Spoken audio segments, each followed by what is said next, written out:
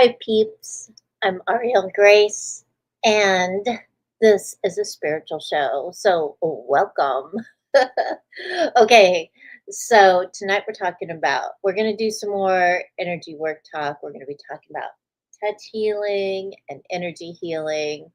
And I'm kind of getting you warmed up because this summer I'm going to be talking about a whole lot of different modalities, and each week we'll talk about a different modality and see which one resonates with you, right? Because not every modality resonates with people. All right.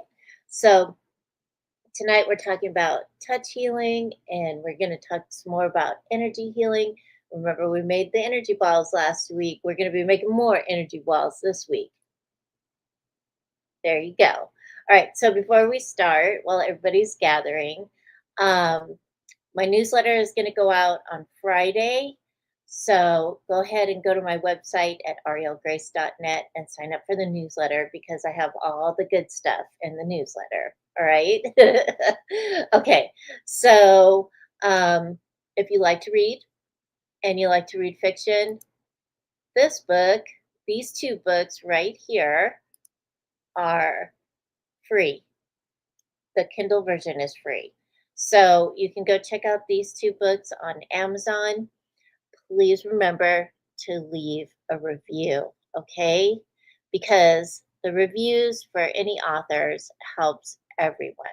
And you can go check them out. Download them to your Kindle and read them up. Let me know what you think. All right. So the next thing is this.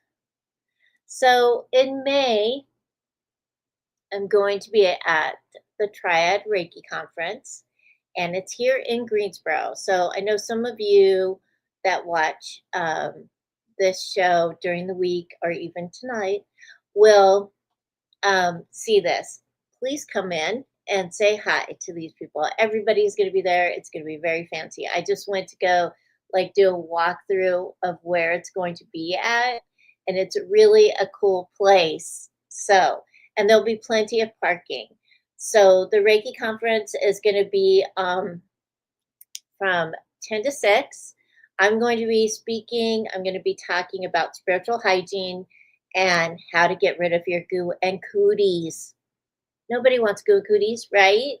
So please join us. It'll be very fun for you. There's going to be lots of vendors and other talks as well. So check it out. Okay. So, all right. And for those of you who want to check out a psychic story series, I will be there selling a psychic story series books. And I have some rose quartz pendants and some other rose quartz stuff that I'll be selling as well. So that'll be very fun for everybody, right? Yeah. So, and I think some of the psychic story books are going to be on sale this in May for the Kindle version. Okay, so you can check that out. All right, so I'm trying to get back over here to you. No, that's not it. Is that it? I don't know. Oh, there you are. Okay. Hi, Mom. Hey, Mary and Dana. Hey, Benji. Okay, so tonight we're talking about energy work. This is one of my favorite subjects, and I hardly ever talk about it because mostly people want to know about paranormal stuff and they want to know about intuition. But if you're going to start working with energy, your intuition is what is really going to help you as well. So combining them. That's why when I do readings, I always do energy work. My hands are already tingling. And you can ask anyone who has seen me in person doing energy work and readings and who is doing energy work virtually as well. You can feel it, right?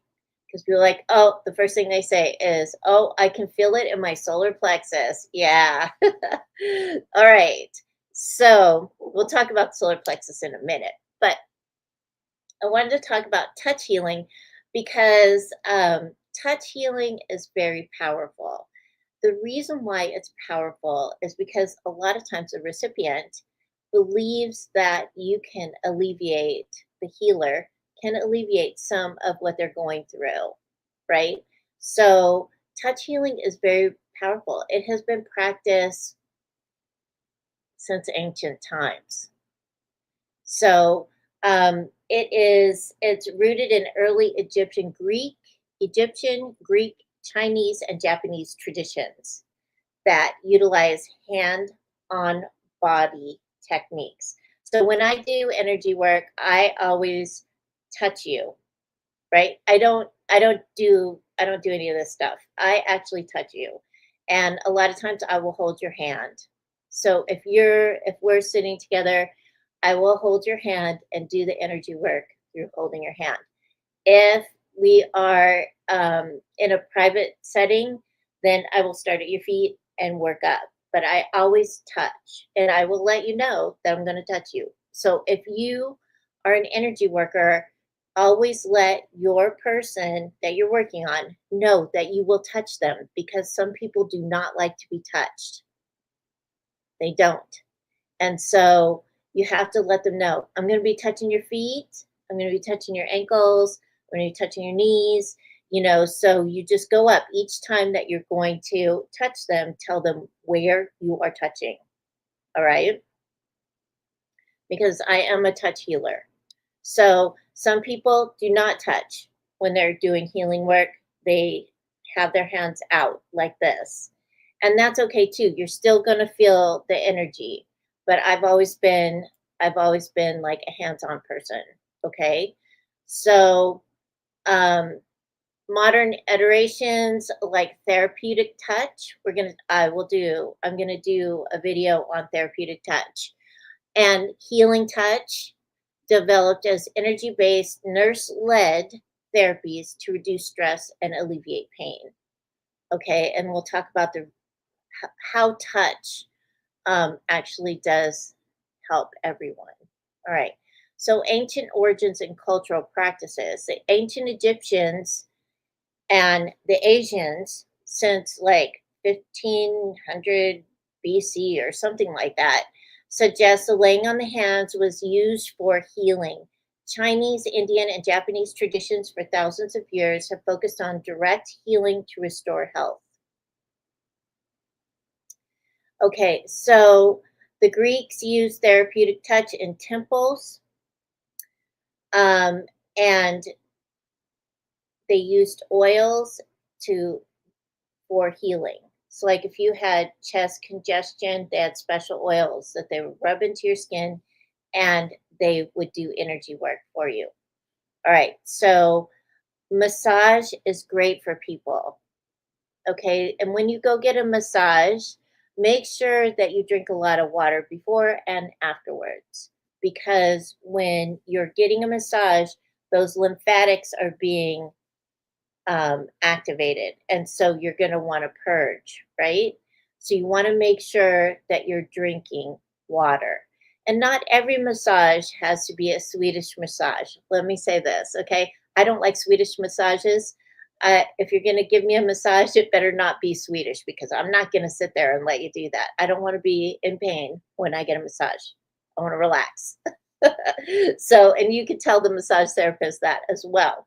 So historically, um, most of us will probably have heard of priests and um, and ministers touching people during church for healing, and sometimes that works. Sometimes there's charlatans. We talk about charlatans a lot, but just make sure that the person that is doing the touch healing, do some research on them. Okay, make sure that they are really who they are, and they're really doing what they're saying they're doing. Okay, because I don't want anybody to be hurt from a charlatan. Yeah. All right. So The belief when you do energy work for people and yourself, it's believing that the energy work will work. All right. So the energy comes from all around us. It is, I call it universal life force because that's how I learned in Reiki. But it is all around us, and we pull the energy in. We're a vessel.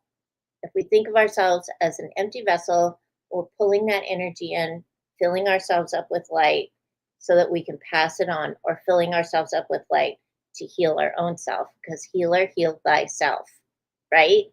So if you are a healer, you have the ability to heal yourself. So all these people that say, "Oh, I can't do it for myself because I'm blah blah blah." That's BS. You can heal yourself. You can do energy work on yourself. Up to you. All right. So we want to make sure that we're doing it. We're open to that. Okay. All right. So um, I talk a lot about chakras because I've been a Reiki master teacher for 30 years. And I became a Reiki master teacher when there was times where you would get your Reiki 1 and then you would take a year or something like that, and then you would get Reiki 2 and then you would do another year and a half and then you get Reiki 3 and then you would become a master after like 7 years or something like that. I can't remember. But, during those times you were doing energy work and you were practicing. So practice, practice, practice. You can practice on pretty much anybody if they'll let you. And you'll notice that they will at least feel relaxed after you have practiced on them. All right, so it does affect people emotionally.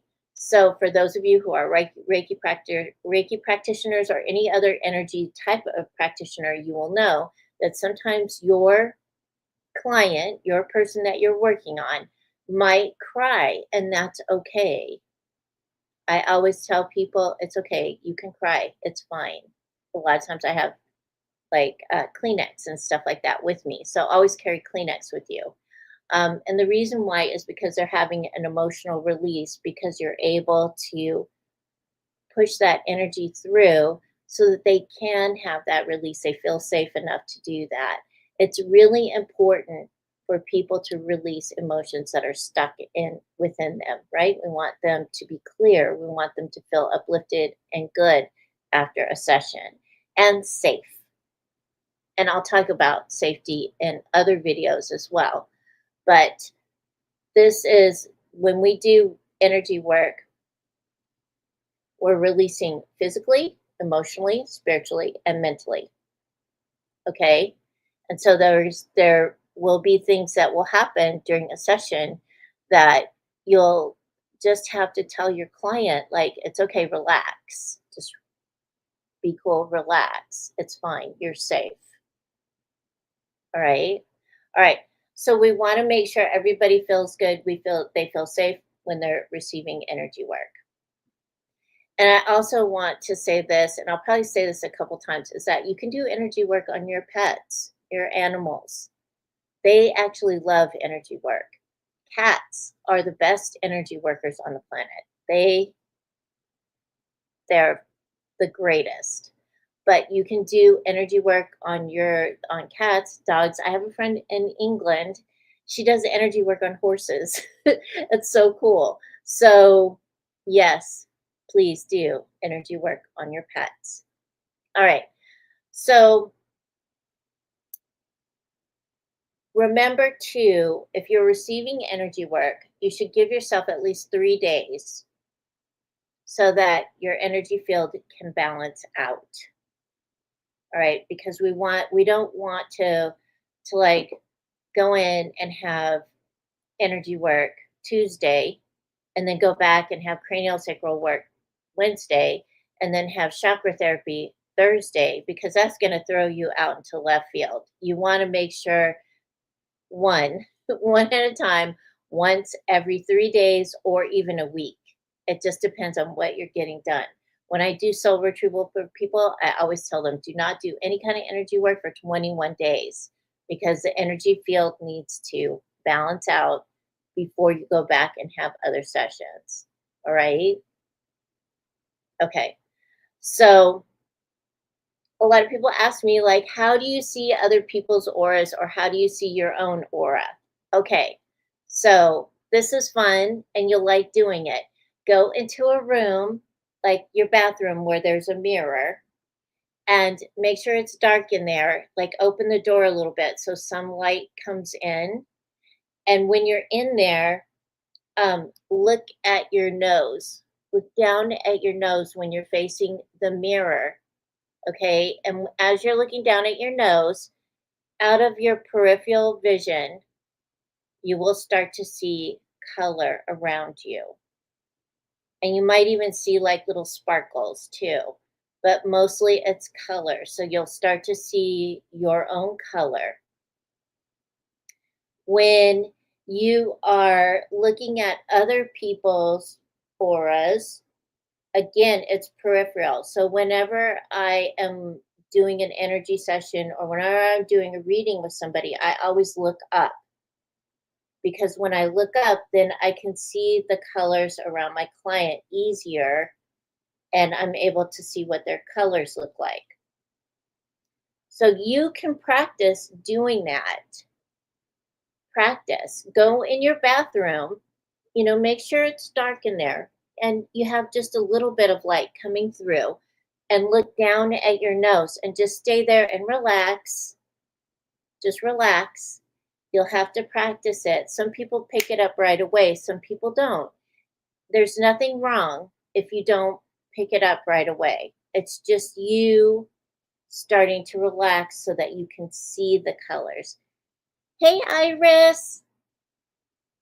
So try it and see how that works for you. Okay. Cause like I think, um, and I'm psychic, not telepathic. I talk about seeing auras and stuff like that. It's fun. It's a fun thing to do.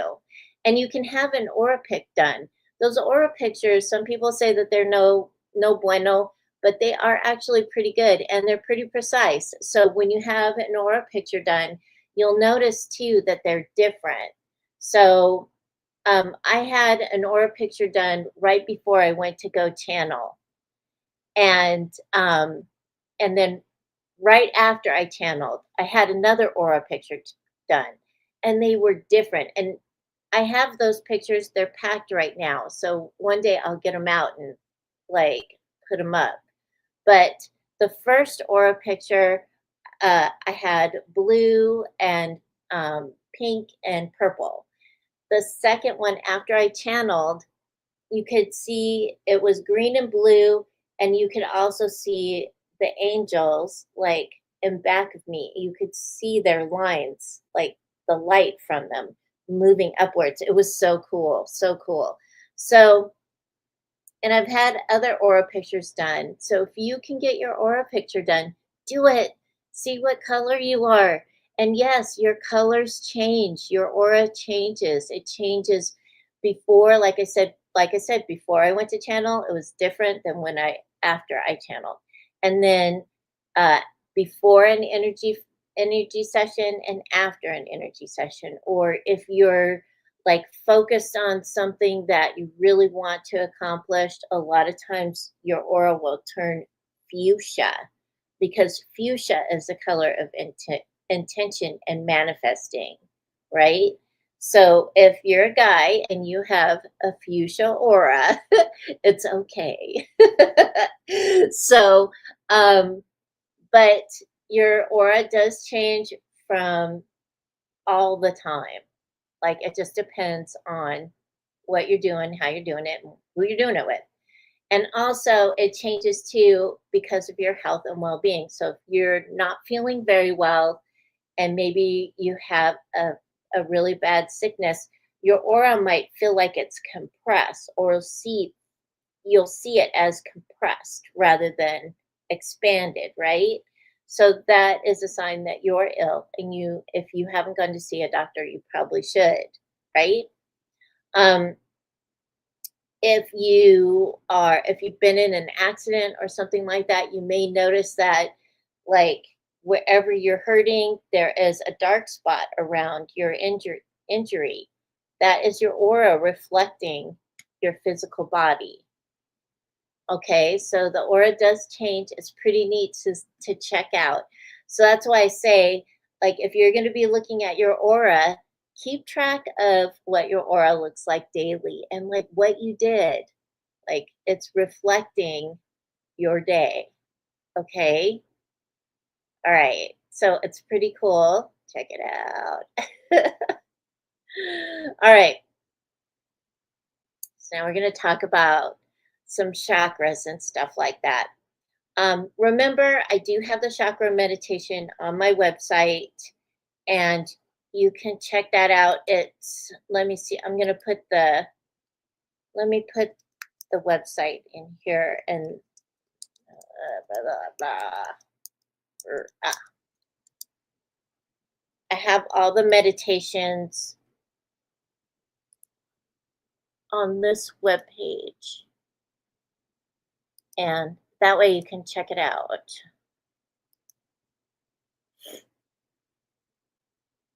All right, so we're going to be talking about, I'm going to put some pictures up. You guys get images. But I am going to put some pictures up so that you can see. All right. Okay, so that's the link. You can check out the meditations there. All right, they're also on YouTube as well. Just look up the playlists and click on the meditation tab. All right, so when we're doing energy work, the three chakras that really are most important during energy work is our solar plexus. That's our will.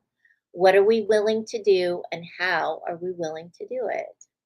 Solar plexus, yellow, right above the belly button, 2 to 3 inches in diameter. All of our chakras are 2 to 3 inches in diameter, spinning at comfortable speeds for us. So they're not speeding fast or slow. They're speeding comfortably for us. All right. So our heart chakra, is your heart into it? Do you really want to do this energy session? Something to ask yourself. Do you have a strategy for the energy session? So that's where your intuition comes in. You're looking at your person or yourself and going, okay, so where do I start? How do I start? How do I do this? All right, so I'm going to put in this picture here. Let me go over here. So this is one of my favorite things to tell people is this, to go vertical. Going vertical means this. It means that you are grounded into the earth.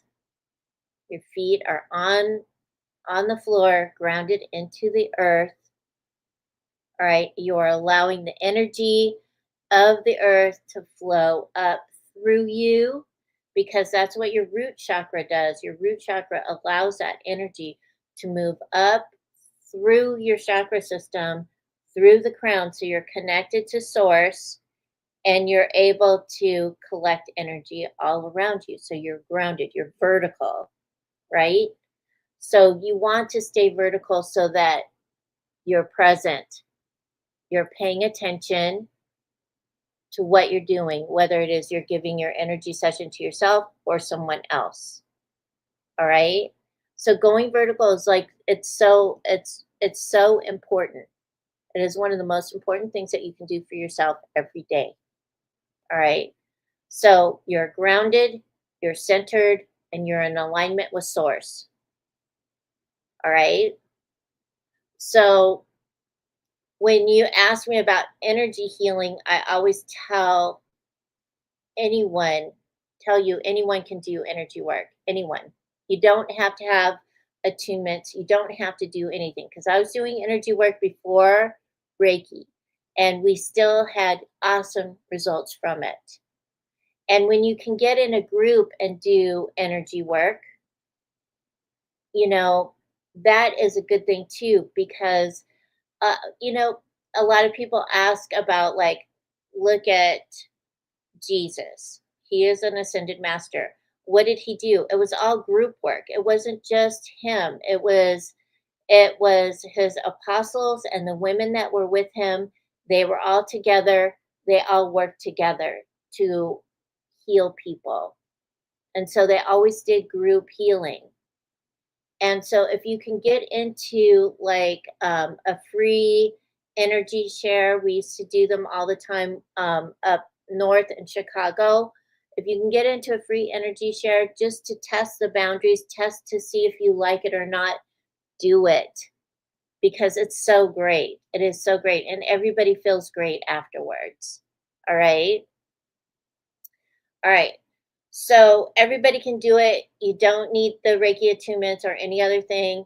I recommend working with energy first. I always recommend doing that first so that you can see the difference in modalities. All right. It will help you with discerning intent, yours and others. All right. So when I started doing energy work, I watched and learned. I watched people. I learned from other people. It was really awesome. So I learned about crystals because I love working with crystals, and when I do energy work, I usually am holding a crystal. So, um, and I find that it really helps, first of all, to ground me and to help me stay present because I'm holding something. All right. So remember when you're doing energy work. Okay, so hold on. Let me get back up here. Let's let's go over here and get rid of this. There you go. All right. So when you're doing energy work, right? When you're doing it, remember you're filling yourself up with light. You are a vessel. You're an empty vessel. So you fill yourself up with light and you're moving that energy up and through your hands. Okay? So again, if you want, create your energy ball. Remember, your ball is like this big, and you can probably start to feel it. So put your hands together like this. Take a breath. Feel that ball. And sometimes people see color. The energy ball can be any color you want it to be, or whatever color you see it as that. And then you'll probably feel your fingers tingle. And then take your energy ball and place it within the core of your being. You just did energy work. Wasn't that cool? So remember to take note if you're going to do this every day, create your energy ball and place it within the core of your being. Take note of how you feel before and after because you're being a scientist. You're testing it out. You're seeing if it works, right? So remember doing that. Before you go to sleep at night, you can put your hands right here for about 5 minutes and breathe light. Breathe light throughout your body. And see again how you feel when you get up in the morning. Because you are going to feel better. You're going to feel different. So placing your hands just right here, right below your collarbones before you go to sleep at night and breathe light. Right? Okay. So, because the energy that you're filling yourself up with is the creator's energy, it is universal life force. So, how can you go wrong with that? Unconditional love. It's the frequency of love. How awesome is that, right? Awesome. All right. So, let me get this other picture out. Hold on. Okay. Here's my little friend. Okay, so um you'll see the green marks on the hands. The reason why there's green marks on the hands is because we have chakras in our hands and our feet. We have little chakras. So when you're feeling that tingling feeling, when you're making your ball or you're doing energy work, those are your chakras, your hand chakras activating. And they are pushing energy. All right. And you may even feel it in your feet as well. And that's good because our feet our feet need that energy as well. So, but when we're focusing on healing with our hands, touch healing, as you continue to do it, you will start to feel that tingling sensation in your hands, the palms, your fingers, your wrists. You'll start to feel it. Okay. Okay. So, again, our solar plexus, what are you willing to do? How are you willing to do it? The heart chakra, is your heart into it? And your crown chakra, do you have a strategy? All right. So, as I said, you can create those energy balls for yourself and you can create them for your family. Be a mad scientist. See how they feel after they have the energy balls placed within their core, right? Just do it. You'll see that people are different. All right. So, when running energy for yourself or others, use your intuition as to where to start. I always start energy sessions, like I said, at the feet. Why? Because our feet carry us around. Our feet are always moving.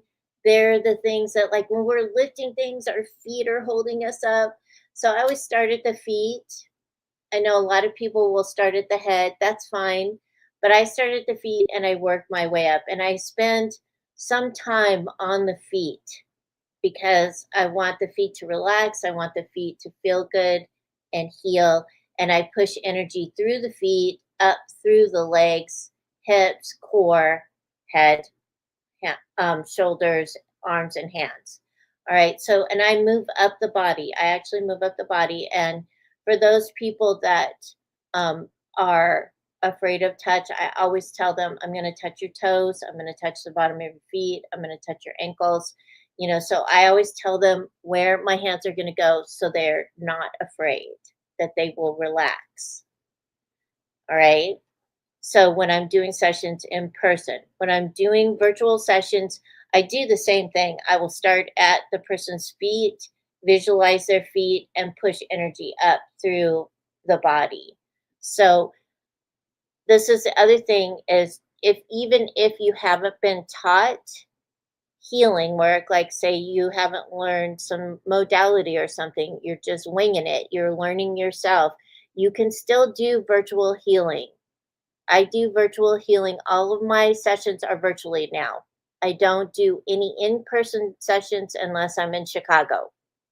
So, um, so I visualize their feet and start pushing energy up through the feet. And that's how you can do it too. All right. As an energy worker. All right. So the other thing, as doing distance healing is, and a lot of my clients know they can ask me for this too. They will text me or email me and say, Ariel, I need a pink blanket. And I will say, okay, everybody knows what a pink blanket is. That is a client of mine or has been watching these videos. A pink blanket is when I wrap a person up in a pink fuzzy blanket. I visualize the pinkest, fluffiest, fuzziest blanket I can find, and I energetically wrap them up in a pink blanket. Why do I do this? Because the pink represents the creator's love. And what can the creator's love do for people? The creator's love can heal all things in any time.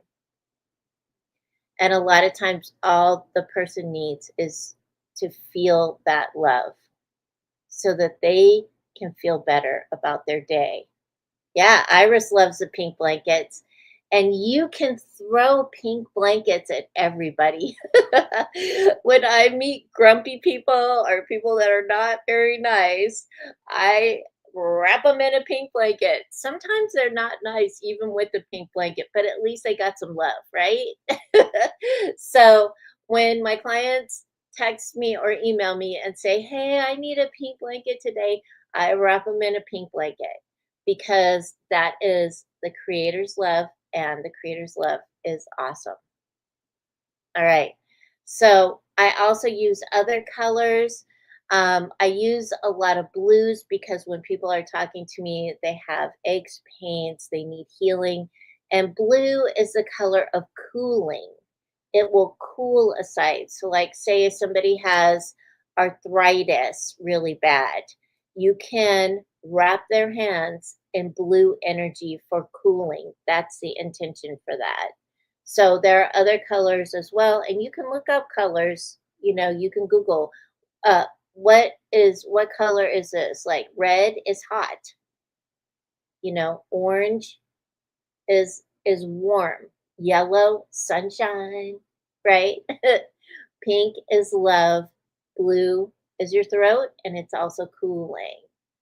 Purple is cooling, you know, white light covers it all. Okay? All right. So the other thing that works too, and you may see me do this sometimes on social media, is I ask the prayer warriors to pray. I will ask you to pray for people. And like my mom is part of a prayer group. So they do that too. And I know personally that prayer works. So if you can't do anything else for a person, pray for them. Pray for their highest and best good. And always see people in their highest light. When you see them in their highest light, it really truly helps you to love them. All right. But prayer works. All right. So, this is the other thing that works too, the best. All right. Is this hugging is good medicine. Hug your people. It transfers energy. It gives the person hugged an emotional lift. You need 4 hugs a day for survival, 8 for maintenance, and 12 for growth. Scientists say that hugging is a form of communication because it can say things you don't have the words for. The nicest thing about a hug is that you can't give one without getting one. All right. So if you can hug people, hug them, embrace them, love them, you know, because people love to be touched no matter what, gently, lovingly, wondrously. And so when I see people that I know and love, I hug them. I hold them, I tell them I love them and I appreciate them. Always do that. Be present with the people that you love. Okay? That is like such a great medicine. That is the best. All right. So, all right. So you got some things to practice with. You got some things to practice with. And I would love to hear what you all have to say about practicing. Use these things to practice. If you have to watch a video again, go ahead. I'm going to be putting up the blog tomorrow with all the notes and everything. So if you need to read it and go, okay, I could do this and this resonates with me, do what resonates with you. Because when you do what resonates with you feel good about it. Yeah, see? Mary, yes, it works. The pink blankets work. So try these things. If you need to see it in writing again, I'm going to be blogging it. I'll blog it tomorrow with the video so that you can see what is written out. Because everything I write notes about and I blog them on Mondays and you can read them. All right, so practice these ideas. See how it works with you and others. Keep track of them. Be a mad scientist. See what works for you. All right. All right. So have a beautiful week. Really, for realies. Remember, please stay safe and keep your heart open and align with the energy of love. And I'll see you next week. Bye.